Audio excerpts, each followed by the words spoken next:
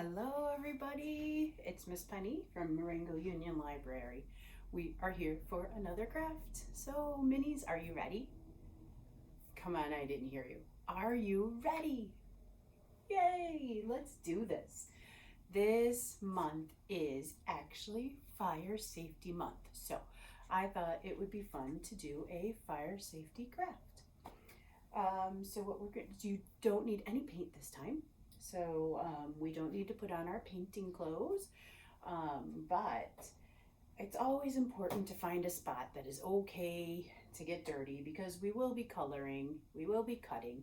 So find a spot that is okay for that. If you're going to use markers, get some markers. If you're going to use crayons, get some crayons, or whatever you're going to use to color with, okay?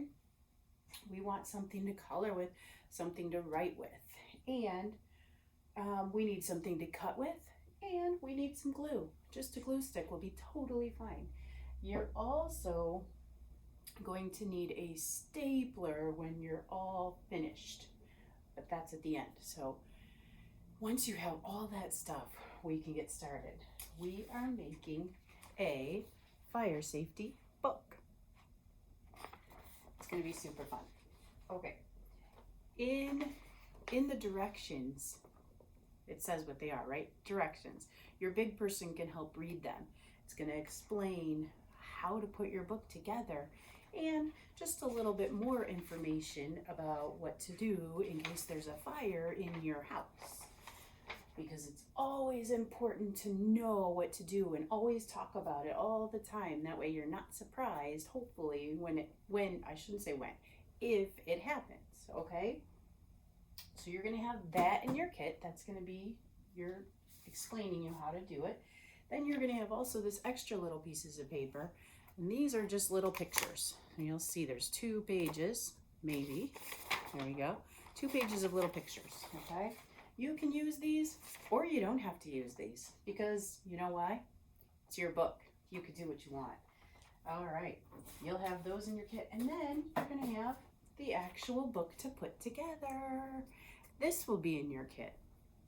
This is a whole bunch of different pages for you to put together about fire safety rules. And this is where it's time to get started, okay?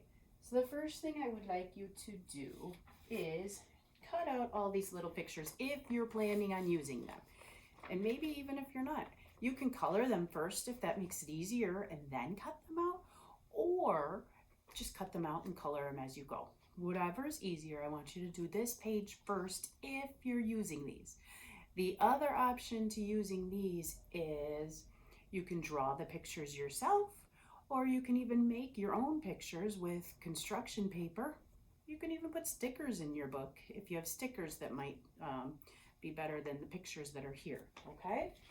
So that's the first thing I want you to do. If you're using those pictures, go ahead and color those, cut them out. I have done that. Ta-da! So I used all the pictures that I'm going to use. I have colored and cut out. So they are all ready to go. I decided I'm going to use the tree. And there's a little door. Let's see. The little person crawling. And the help sign. And the stop, drop, and roll.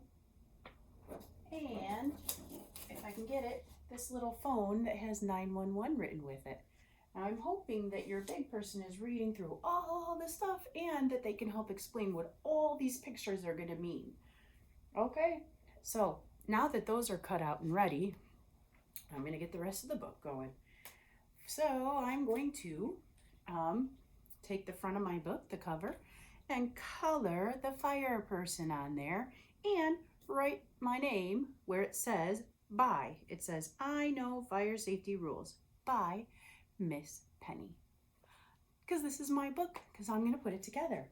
So that's the first thing. Then we'll flip to the next page and it tells me, get out of the house and go to your safe place. And this is where I want to put my tree.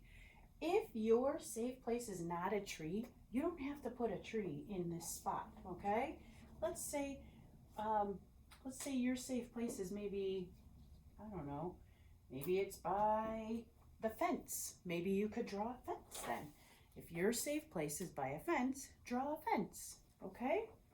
Then so you're gonna color and cut that, okay? Then we're gonna go to the next page where it says, touch the door to see if it's hot, because you never wanna just open a door, you wanna make sure first. This one is an interesting one. We're gonna take our door, after I get it away, and I'm only gonna put glue on one side of the door. There's a handle on this side. I'm gonna put glue on the opposite side, right like this. So I just put glue like that. Isn't it great that I have purple glue so you can see that? I just put glue there. And I'm just gonna put it on there like that, because this way the door is glued on, but I can also open it. Isn't that cool? So if you just put a little bit of glue right there, you can open your door.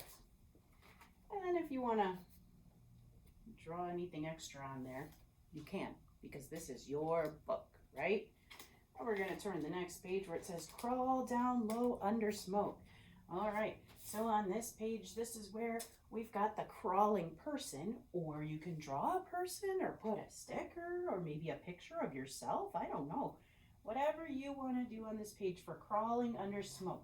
So I've got a picture, but I also need some smoke, so I'm going to use this marker, and I'm going to draw just some squiggle lines. This is not very black once I draw with it, huh? Okay, and that's a lot of smoke. I went a little high.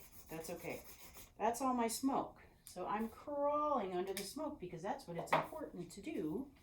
When there's smoke in the room, you want to get down low because smoke rises. So you want to get low so you're not breathing it in, okay?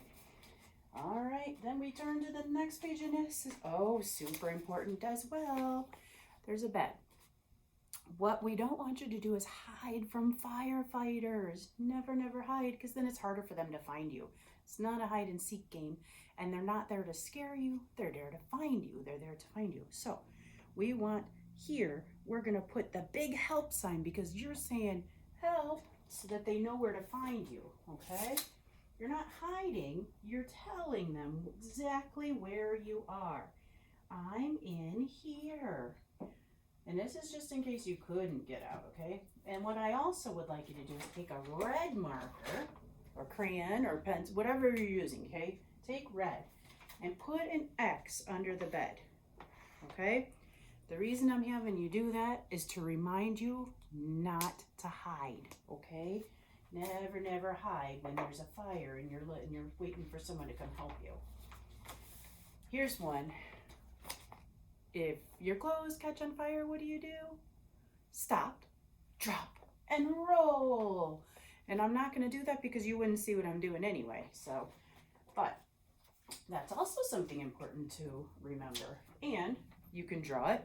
You can put stickers on there. Or you can use the handy dandy picture that was in your kit, which is what I'm doing. So I'm going to glue my picture on there that shows it's a little doggy and he's stopping, dropping, and rolling to get the fire off of you. If you roll around, that fire will hopefully stop.